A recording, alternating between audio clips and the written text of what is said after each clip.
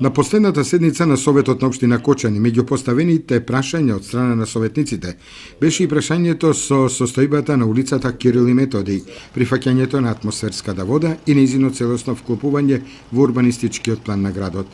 Градоначалникот на Кочани Радко Димитровски со одговор на поставеното прашање. Ова прашање го поставуваме повеќе пати и ова е едно од после решавањето на оние 10 или 13 како ќе ги завршиме улици во градот Кочани, ќе остане најпроблематичната улица во градот Кочани и како најтешка за решавање.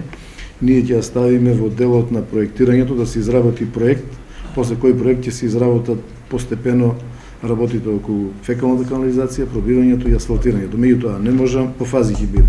Меѓутоа не можам зависно од средствата, така ќе течат фазите почнувајќи од 2015 година, проектирањето, реков, решавање на фекалната канализација и понатаму пробивањето со крајната цел асфалтирање.